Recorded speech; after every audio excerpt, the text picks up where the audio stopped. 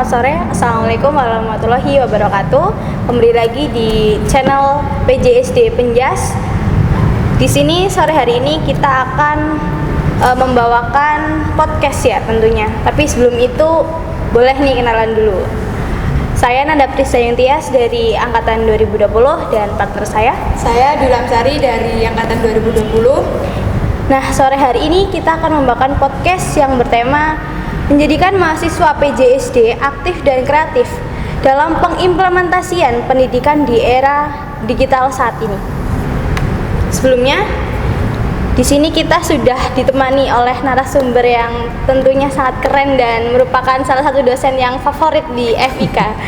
Sebelumnya silahkan Bapak perkenalkan diri. Ya, terima kasih Mbak Nanda, Mbak Dwilam. Mohon izin saya pada sore hari ini mendapatkan kesempatan untuk berdiskusi dengan teman-teman dari PGSD. Perkenalkan, nama saya Satya Perdana dan sudah sering membersamai adik-adik, tetapi alhamdulillah ada tanda-tanda untuk bertemu luring. Jadi saya insya Allah bersemangat, dan untuk teman-teman yang lain yang belum bisa bertemu luring, semoga kita bisa bertemu luring untuk bersama-sama berdiskusi, belajar tentang apa yang ada di prodi dan apa-apa yang menjadi dinamika dalam komunikasi digital. Oke Pak, kita kan temanya adalah pengimplementasian pendidikan di era digital nih Pak. Nah, menurut Bapak sendiri apa sih Pak kemajuan saat ini itu apa saja Pak di era digital ini Pak? Ya, jadi berbicara tentang era digital tentu saja boleh kita sedikit ke belakang ya, flashback tentang kutipan dari para ahli, para pemikir, bahwasanya nanti pada abad 21 ya, waktu itu tahun 70-an akan ada sebuah transformasi yang sangat besar dalam cara manusia berinteraksi ataupun berkomunikasi. Nah, sering saya sampaikan ke teman-teman, lebih khusus ya, karena ini dengan adik-adik dari Penjas SD, dalam dunia pendidikan kita harus bersiap-siap sebagai calon pendidik dan orang yang sekarang sedang dididik. Begitu. Jadi pasti ada perubahan besar cara kita mendapatkan informasi dan cara kita berkomunikasi. Secara spesifik seperti itu. Nah, kan tadi kan Bapak mengatakan kalau di dunia pendidikan itu transformasinya itu harus kita sebagai pendidik atau kita yang akan dididik itu harus memahami betul. Yeah. Nah, menurut Bapak ini apa saja sih tanda-tanda yang kita harus benar-benar tahu dan kita benar-benar besok harus menyiapkan benar-benar nantinya akan seperti apa dalam seorang pendidik gitu. Oke, jadi prinsip dasar dari seorang pendidik adalah mengetahui karakteristik anak didik atau peserta didiknya. Itu di era apapun ya, tidak harus kita di era revolusi digital ya atau revolusi industri 4.0 ini, prinsip dasarnya harus mengetahui karakter peserta didik yang akan kita didik atau akan kita ajar seperti itu. Nah, di dalam era seperti saat ini perubahan paradigma yang mendasar, kalau teman-teman bisa rasakan, kalau dulu itu kita masih teacher oriented ya, masih berpusat pada guru. Seperti hanya seorang guru yang menuangkan minuman ini pada sebuah gelas, yang peserta didik itu gelas harus dituangkan ya, inilah sumber utama belajar. Tapi kita sekarang paradigmanya adalah sudah student center ya, harus berpusat pada siswa, murid, peserta didik dan sebagainya. Nah, ditopang juga oleh adanya kemajuan teknologi, cara manusia berinteraksi ya, seperti tadi, harus ada kombinasi. Yang sekarang ini, kalau boleh saya bagikan di sini sedikit ya, saya pernah berbicara tentang 3 goji ya, 3 gogi, 3 pendekatan dalam pembelajaran yang sedang banyak dikembangkan oleh para peneliti. Yang pertama adalah peeragogy ya, pendekatan peer berdasarkan teman sejawat. Kita kondisikan peserta didik untuk senantiasa berlatih berkolaborasi, bekerja sama dengan rekan sejawat, termasuk dalam belajar bersamanya. Dan setelah itu adanya heutagogy ya, pembelajaran yang ditentukan oleh diri sendiri. Nah, implementasi tadi peserta didik itu menjadi pelaku ya, harus aktif belajar, ditentukan sendiri. Misalnya kita berbicara permainan tradisional ya, boleh adik-adik misalnya peserta didik kita lebih suka yang mana permainan tradisionalnya, kita mendampingi, mengarahkan penjelasannya seperti ini, permainannya, kemudian cara geraknya, aturannya, dan sebagainya. Dan yang ketiga adalah cybergogy ya, harus mengkombinasikan peralatan siber yang ada dengan komputer, internet, sensor, prosesor, dan sebagainya dalam pembelajaran. Nah, adik-adik harus mampu menggunakan atau mengkombinasikan salah satu atau beberapa di antaranya untuk bisa memberikan misalnya pendekatan pembelajaran yang terbaik. Begitu, Dek. Oke Pak, jadi kan kita kan ini ya Pak, calon pendidik gitu Pak. Nah, dalam digital ini Pak, menurut Bapak itu kami tuh para mahasiswa itu menurut Bapak sudah tepat dalam penggunaan digital untuk kita menunjang pendidikan atau belum Pak menurut Bapak? Ya, pertanyaan bagus itu Dek. Jadi sebenarnya dari hasil pengamatan, dari hasil beberapa saya ngobrol dengan adik-adik seperti ini, sebenarnya generasi Z ya, adik-adik ini kan kelahiran 2000-an ke sini ya, 2002, 2003 dan seterusnya, itu istilahnya ditakdirkan ya untuk akrab dengan yang namanya perangkat digital, gadget dan sebagainya. Kalau Mbak Dwilam tadi menanyakan bagaimana, ya sejauh yang saya amati, saya ketahui, membaca beberapa referensi pelajar atau mahasiswa di Indonesia itu belum optimal dalam menggunakan perangkat interaksi komunikasi digital dalam tujuan untuk belajar mandirinya. Ya, bukan berarti tidak ya, tetapi belum optimal. Kita masih didominasi atau adik-adik ini sebagian besar masih senang dengan apa? Kalau boleh saya tanya. Media sosial ya, berinteraksi, bolehlah berinteraksi, silaturahim begitu ya. Tetapi kecenderungannya masih dalam sisi hiburan, mencari hiburan, mencari informasi yang sebenarnya kalau bisa diarahkan atau dibangun itu berpotensi besar untuk menjadi sumber belajar mandiri yang tidak terbatas, begitu sebenarnya. Nah kan tadi Bapak mengatakan nih, menarik sih sebenarnya, kita itu di zaman-zaman sekarang belum optimal dalam memanfaatkan transformasi digital tersebut. Nah menurut Bapak bagaimana sih cara menumbuhkan rasa ingin tahu buat kita itu kayak sadar diri gitu, kalau kita tuh butuh banget tentang pendalaman penggunaan gadget seperti ini untuk peningkatan keterampilan begitu ya. Jadi kalau beberapa hal yang mungkin ya bisa diusahakan, menggeser yang tadi didominasi untuk mencari hiburan, kalau kita geser untuk bagaimana menjadi sumber belajar adalah ya tentu teman-teman tahu harus dimulai dari diri sendiri ya. Dari diri sendiri, meningkatkan kesadaran.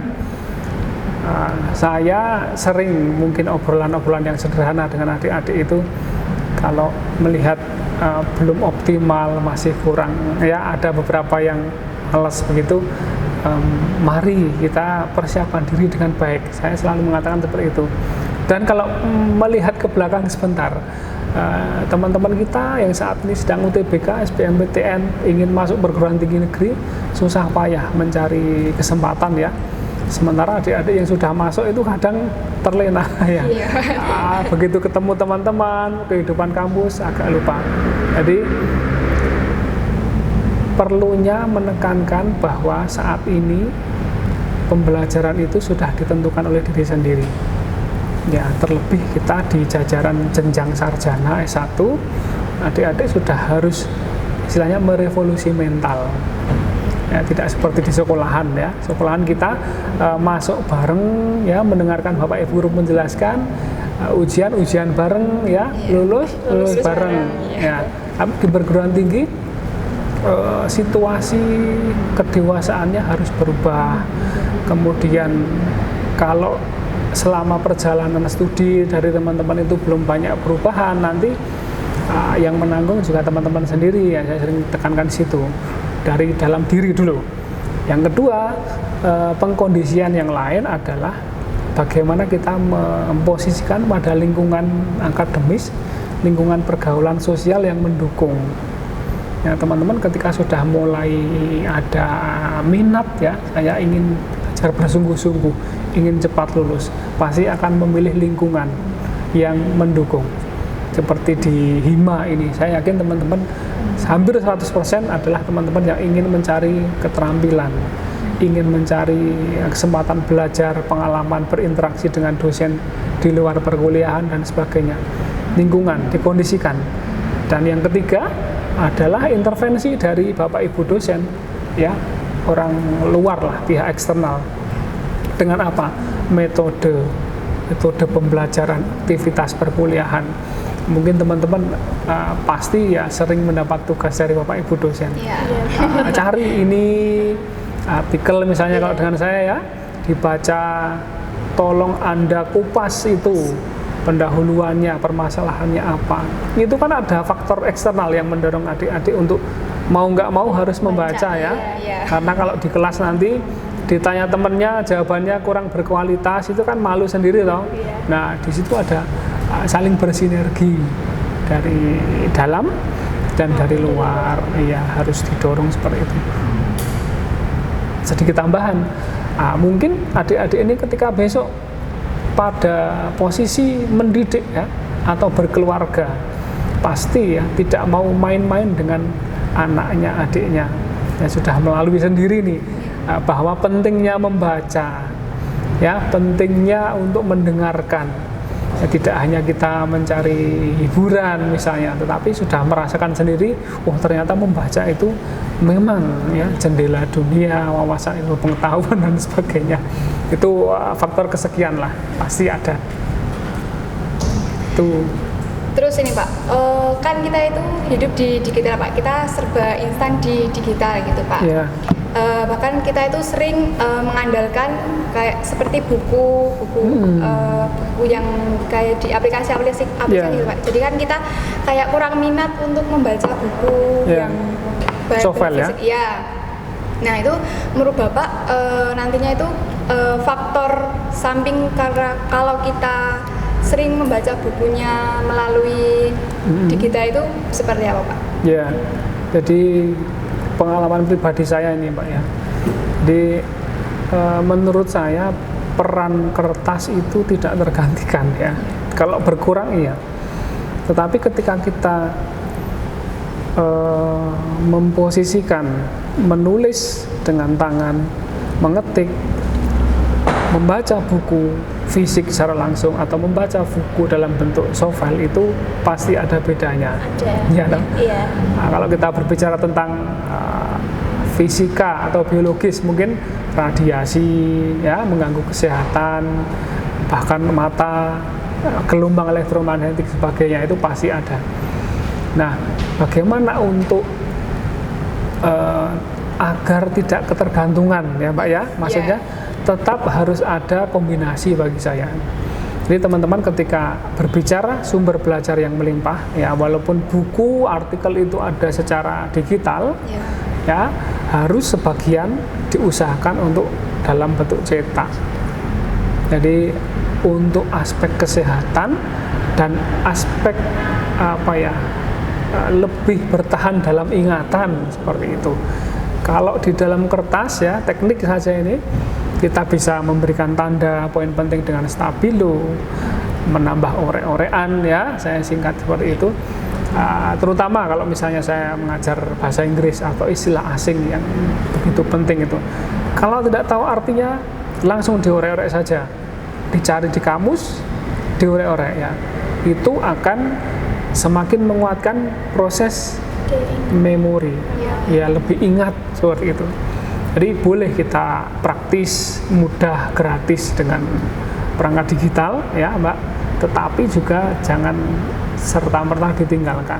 Nyatanya Quran juga masih ada ya, walaupun penjualannya drastis turun. Itu teknik saja dan pengalaman pribadi kalau menurut saya. Seperti itu.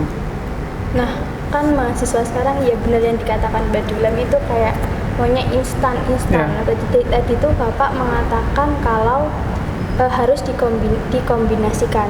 Sedangkan untuk saya sendiri, mungkin teman-teman juga merasakan kayak lebih males aja gitu Pak, kayak baca buku. Terus kadang kan sekarang kan kemarin dikasih buku nih, buku matkul kuliah, itu ada buku cetaknya, buku pembelajaran gitu, tapi itu kayak nggak kepakai karena kita selalu dikasih tugas untuk mencari apa yang mungkin sebenarnya ada di buku, tapi kita lebih ke di internet, di Google, open source gitu ya. Gitu. Okay. Nah, tanggapan Bapak gimana nih dalam seperti ini kan?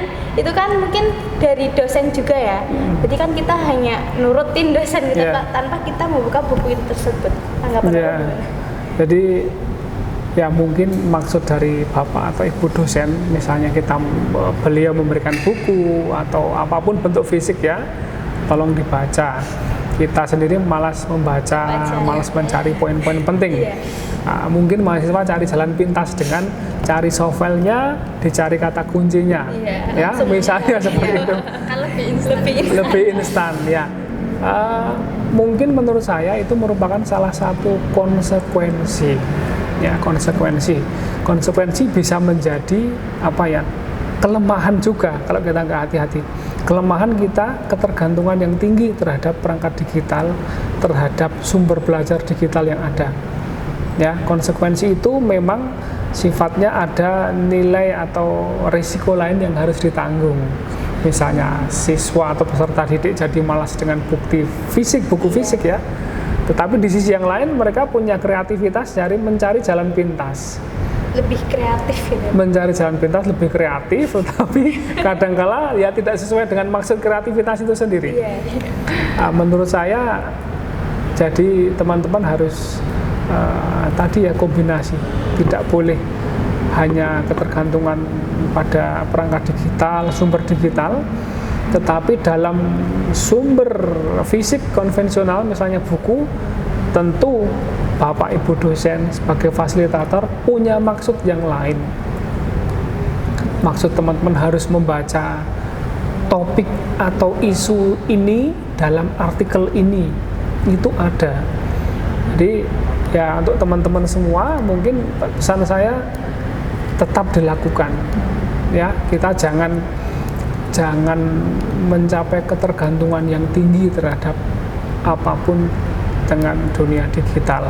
Harus kita kuasai, tetapi juga jangan menjadikannya sebagai satu-satunya lah, seperti pegangan gitu. Harus masih ada kombinasi, modifikasi itu selalu ada. Tapi kalau kita hanya terpaku pada model konvensional saja juga sangat tidak baik gitu. Nah, tanggapan Bapak mengenai kan kalau misal kita Zoom atau apa gitu kan, misal sekarang kan ada kayak rekaman terus nanti ditulis sendiri gitu, nanti ngetik di Word sendiri, itu kan ada aplikasi seperti itu. Nah, kalau nggak seperti itu nanti ada materinya cuma di screenshot. Nah itu tapi nggak dibaca, katanya ditulis tapi nggak ditulis, itu nyimpen di galeri itu sendiri. Nah, Bapak mungkin bisa mengasih tips selain kombinasi yang mungkin bagi saya sendiri masih berat gitu ya Pak. Selain kombinasi itu apa Pak? Kombinasi untuk antara digital sama yang kita fisik gitu ya, langsung menulis gitu. Ya kadang sih kalau Bapak menerangkan atau dosen kan sambil nulis gitu, tapi ada rasa jenuh sendiri gitu loh Pak. Oke.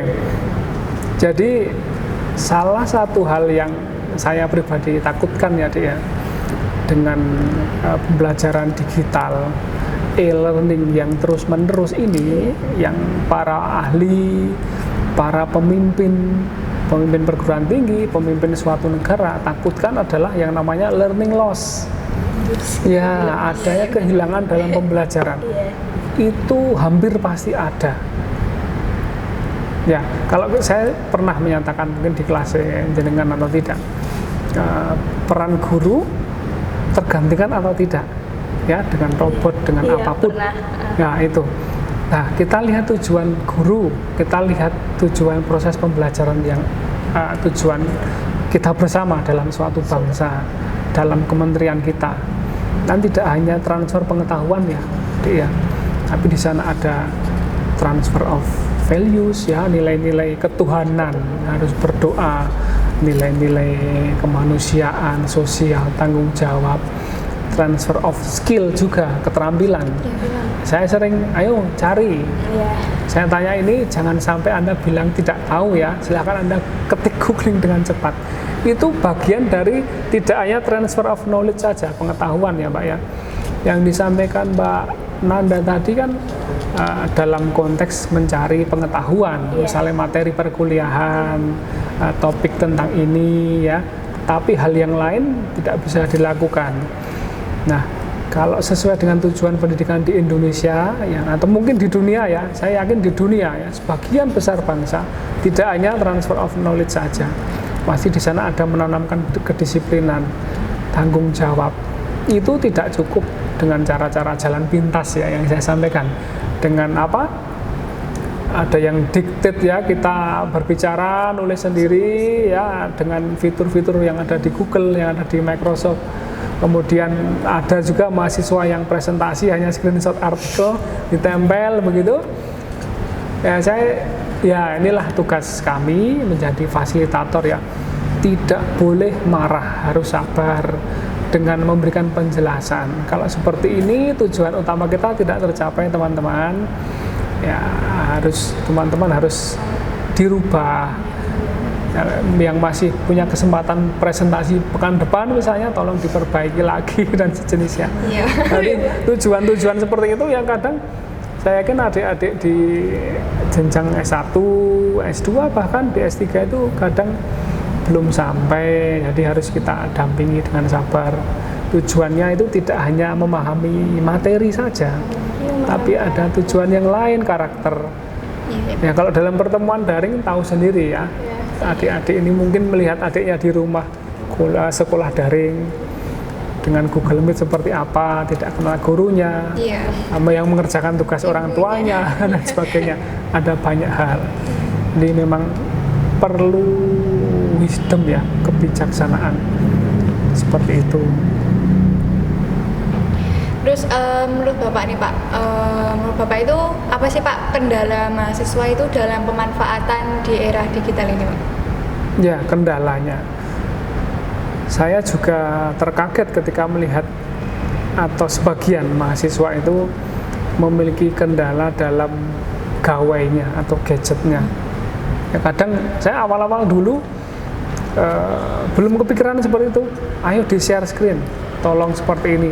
Tapi ada juga yang memiliki atau belum beruntung ya memiliki gadget yang memenuhi standar untuk melakukan perkuliahan dengan Zoom misalnya. Kadang saya berubah ke Google Meet misalnya yang lebih ringan. Nah, satu itu, jadi ada beberapa yang masih belum beruntung sehingga sarana prasarana pendukung pembelajarannya belum optimal, belum maksimal.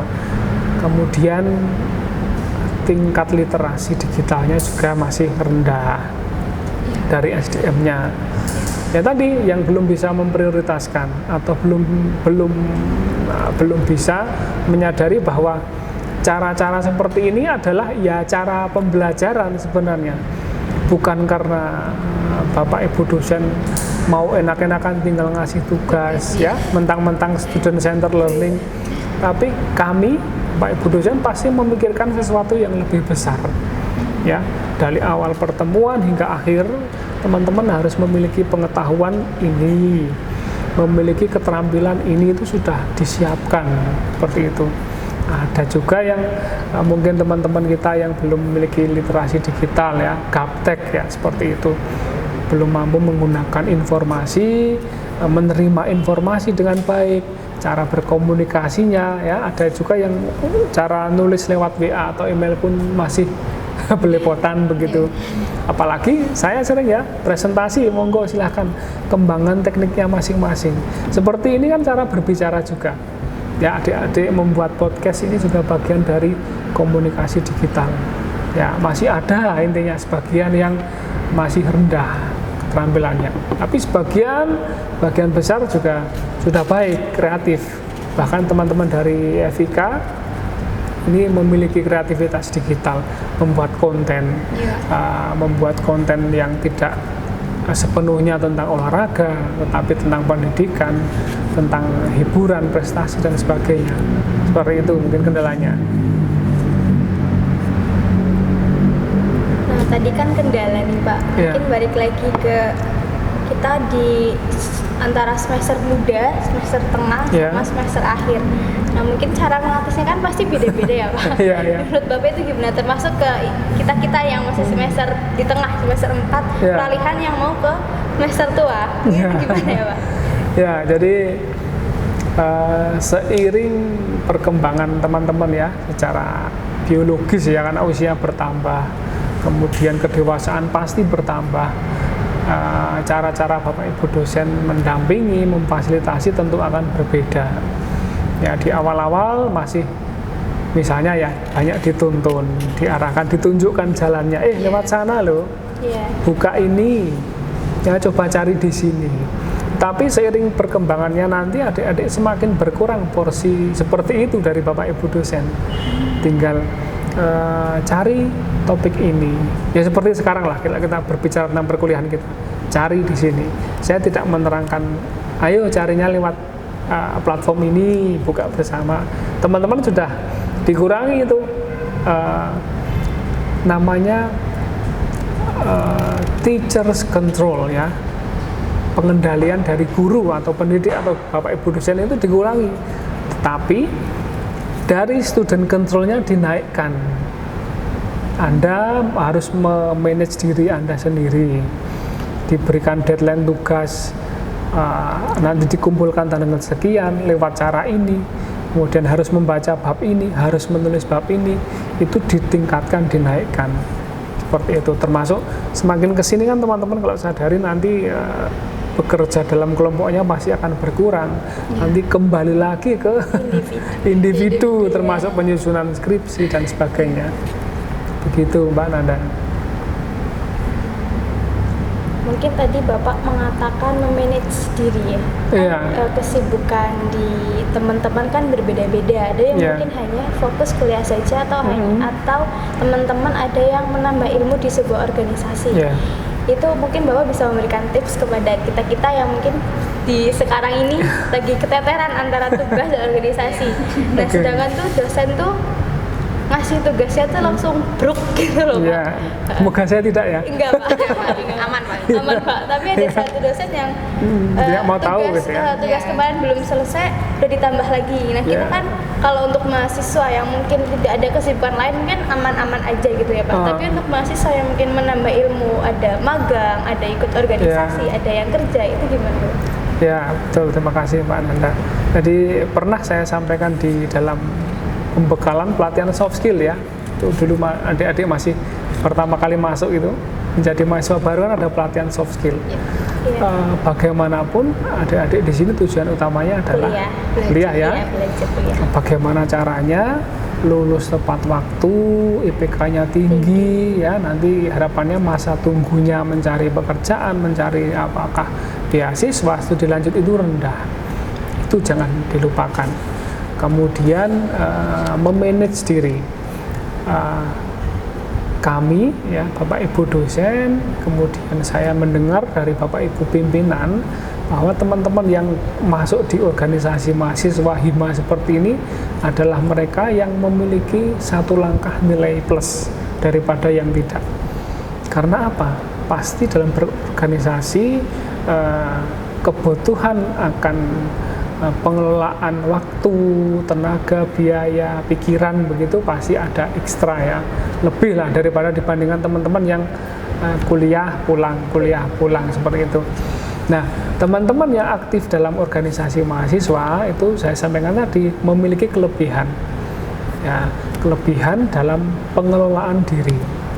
Nah, pesan saya pengelolaan diri itu jangan lupakan, tinggalkan prioritas ya. Prioritas kapan harus fokus pada studi, barangkali keluarga ya, urusan keluarga atau organisasi. Nah, jangan dilihat teman-teman saya itu pasti enteng itu, dia nggak punya kegiatan ya, kuliah pulang tidur main game. Belum tentu loh Dek.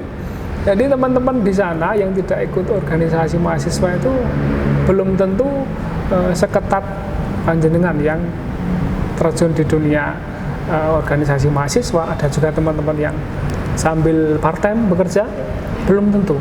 Tapi bagaimana bisa mengelola waktu. Barangkali teman-teman yang terjun di organisasi ini sangat sibuk, tetapi manajemen waktunya malah lebih excellent daripada teman-teman yang kegiatannya baru kuliah pulang, atau bahkan teman-teman yang bekerja itu part time itu manajemen waktu, manajemen dirinya belum tentu juga lebih buruk daripada teman-teman yang tidak bekerja. Jadi kembali lagi bagaimana kita memiliki skala prioritas. Ya, tapi poin pentingnya teman-teman di sini pasti punya manajemen waktu yang baik. Yang bahaya itu ya, yang bahaya teman-teman Hima itu malah kebalik.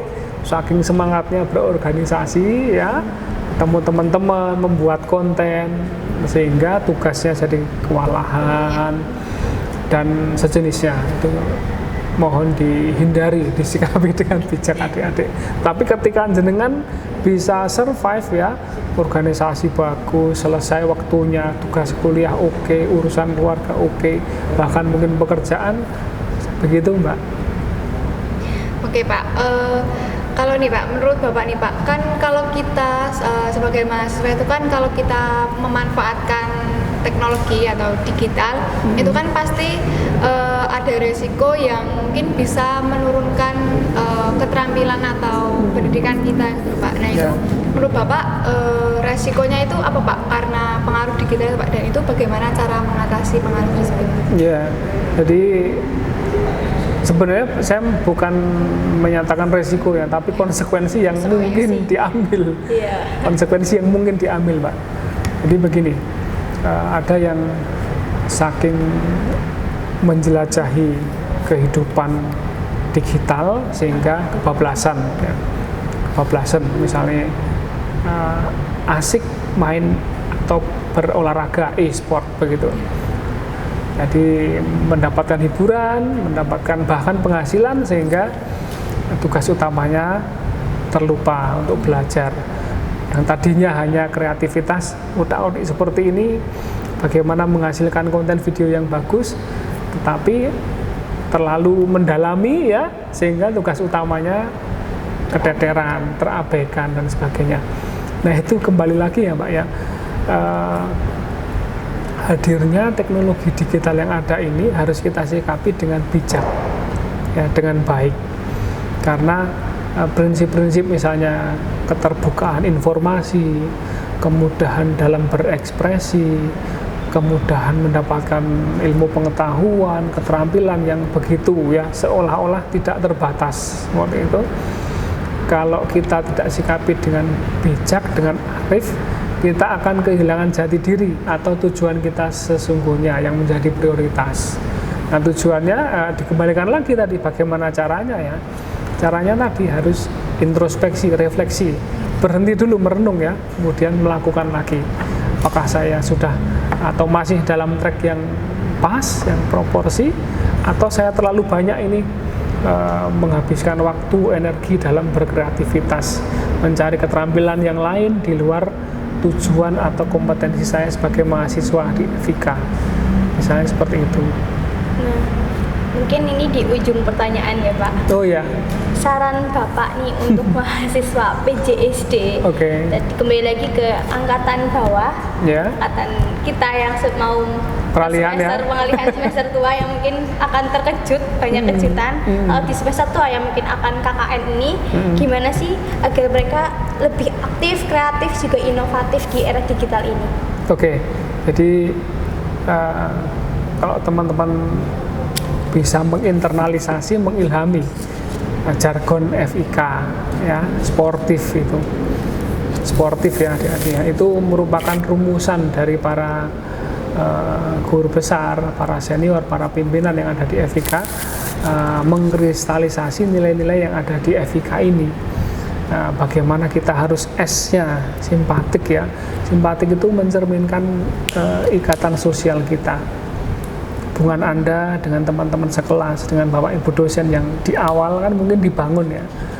Bagaimana tuh Pak Satya itu sebenarnya orangnya seperti apa, Mbak Nanda, Mbak Dwilam itu seperti apa, itu dibangun dari awal perkenalan. Kemudian kepekaan terhadap lingkungan sosial, kepedulian. Teman-teman bisa melihat situasi keluarga, masyarakat yang ada. Setelah itu P ya, sportif ya, profesional adik-adik secara bertahap. Di jurusan ini harus ujung-ujungnya nanti profesional, ahli dalam bidangnya. Jangan sampai Anda kalah dari misalnya dari jurusan yang lain yang non kependidikan, atau yang sama-sama pendidikan tetapi tidak bersinggungan dengan adik-adik di SD. Ya, itu secara bertahap. Dari awal adik-adik kan pasti apa tuh itu kurikulum itu apa, kemudian tujuan pembelajaran itu apa, kan mungkin di awal-awal masih istilah mungkin asing ya, asing. Kemudian di sini semakin kesini semakin dikembangkan, oh tahu saya harus seperti ini dengan tujuan atau capaian pembelajaran ini. Apakah sekarang masih relevan dengan kondisinya? Itu adik-adik sudah pasti sudah ada kegelisahan. Oh ini nggak pas sih, kok saya pernah baca artikel jurnal ini nggak sesuai ya, berarti harus ada perubahan. Nah itu semakin kesini ya di semester peralihan adik-adik ini semakin terasa itu. Oh ini kok belum tentu pas ini yang pernah saya baca, yang pernah disampaikan Bapak Ibu dosen, mulai ada ganjalan. Nah besok teman-teman ketika misalnya ada KKN, ada PK ya, itu sudah terjun di masyarakat, di sekolahan, bersinggungan langsung dengan teman-teman dari background yang lain, yang baru kenal, tetapi sudah sama-sama memiliki bekal ya. Di situ Anda akan diuji bagaimana menjaga ego, bagaimana belajar bersama, bekerja sama dan sebagainya. Kemudian sampai di O ya, harus optimis.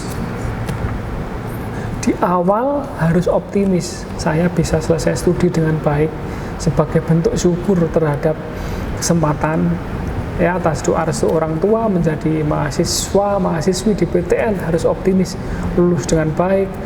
Nah, kalau orang Jawa bilang dadi uang gitu ya, menjadi orang yang sukses, bukan menjadi beban, harus bermanfaat. Optimis. R, kemudian setelah OR ya, rasional. Ya, sebagai warga di perguruan tinggi kita harus rasional, masuk akal, yang dapat diamati, dirasakan dengan alat indera kita dalam berpikir, dalam menentukan pilihan ya, tidak hanya pokoknya saya ingin seperti ini, tetapi harus rasional. Kenapa harus merubah metode pembelajaran, pendekatan dengan siswa? Ya, karena masuk akal. Sekarang siswa itu sudah memiliki keterampilan digital yang baik, sehingga kita harus merubah metode atau materi atau media pembelajarannya, kan rasional itu ya. Kemudian setelah R adalah T, takwa. Nah, itu poin yang mendasari, kita harus bertakwa ya, ketuhanan yang Maha Esa. Di dalam perkuliahan walaupun apapun kondisinya harus diawali dengan berdoa yang sungguh-sungguh ya. Bapak Ibu dosen tidak hanya berdoa secara lahiriah saja, tapi dari batin ingin mendoakan adik-adik, berdoa untuk diri sendiri bagaimana memiliki ilmu yang bermanfaat untuk dibagikan. Kemudian takwa yang lain diimplementasikan setelah diwujudkan dengan doa di awal dan di akhir. Hal-hal yang sesuai dengan nilai-nilai ketuhanan harus dilakukan dari jenjang awal, tengah hingga akhir. I-nya apa? Inovatif ya. Kalau kita tidak inovatif pasti akan kalah dalam persaingan. Ekstrimnya akan mati. Mati itu kehilangan kesempatan ya adik-adik ya, kehilangan peluang, kehilangan mata pencarian dan sebagainya. Semua ini kan sekarang ini harus merupakan produk-produk inovatif. kita dari jenjang apapun, adik-adik bisa menjadi mahasiswa itu harus punya inovasi, harus punya sesuatu yang berbeda dari kompetitornya. Ya, kompetitor masuk perguruan tinggi, apakah belajarnya ditambahi waktunya, membaca bukunya diganti yang lain, kemudian praktik kalau harus geraknya harus gerakan yang lain, ya, itu harus inovatif, punya ide gagasan yang baru dalam hal apa? Boleh terintegrasi dengan kehidupan, revolusi industri 4.0, kemudian digitalisasi, melihat masyarakat generasi kelima, dan banyak hal yang lainnya, teman-teman. Dan yang terakhir, F-nya apa? Kalau tahu F-nya, futuristik. Dari kata bahasa Inggris ya, future, bisa melihat masa depan. Harus melihat saya, adik-adik ini 5 tahun ke depan akan seperti apa, 10 tahun yang akan datang saya akan seperti apa. Harus punya visi, karena visi itu nanti akan menentukan langkah adik-adik semua. Saya akan bekerja menjadi guru PNS, ASN, dosen, pengusaha, membuka sekolah, bisnis, apapun harus punya gambaran, ya, harus punya, jangan asal jalan begitu, jangan. Nah, itulah adik-adik dari jargon Evika yang saya ambil, dan saya sangat senang mengilhami melakukan begitu, ya. Pada level tertentu harus dilakukan, harus diilhami sebagai mahasiswa baru, sebagai mahasiswa pertengahan dan mahasiswa akhir yang masing-masing memiliki karakteristik tantangan yang berbeda-beda. Tapi yakinlah kalau Anda melakukannya dengan senang, dengan riang, pasti suatu saat nanti ketika lulus, ketika bekerja, akan menjadi kenangan yang sangat berkesan. Ya, tidak hanya dalam proses perkuliahannya, tetapi proses berinteraksi seperti ini juga pasti akan membekas, begitu. Iya. Kemudian ini yang terakhir banget, Pak. Oh ya. Nanti nggak ada tambah-tambah. Closing statement dari Bapak. Ya, closing statement saya untuk teman-teman yang ada di Prodi PJSD, saya tidak bosan-bosannya mengingatkan untuk terus berkreativitas yang tinggi, terus mencari inovasi dalam tugasnya sebagai mahasiswa, dalam tugasnya kelak menjadi pendidik atau dalam posisi apapun, ya. Karena kalau melihat sesuai dengan tema obrolan kita hari ini adalah berkaitan dengan digitalisasi, revolusi industri yang menuntut adanya adaptabilitas, ya, kemampuan beradaptasi yang tinggi juga, adik-adik. Selain itu, kata kunci yang kedua adalah fleksibilitas, ya, harus fleksibel. Kalau dengan cara-cara lama sudah dirasa tidak banyak menguntungkan, tidak efektif, tidak berhasil, harus fleksibel, mencari cara yang terbaik dengan media atau pendekatan yang lebih baik lagi, lebih inovatif begitu. Oke, terima kasih banyak Mas Satya atas waktu dan pemaparannya. Baik. Semoga ilmu yang disampaikan oleh Pak Satya berguna buat saya maupun teman-teman di rumah. Ya. Buat teman-teman, semoga bisa menerapkan tadi yang dikatakan oleh Pak Satya. Kita harus bisa merenungkan diri dan eksekusi diri kita sendiri dengan jargon FIK, yaitu sportif. Itu aja dari kita. Saya Nanda Pista. Saya Dwilam, pamit undur diri. Sampai jumpa di podcast selanjutnya. Assalamualaikum. Waalaikumsalam.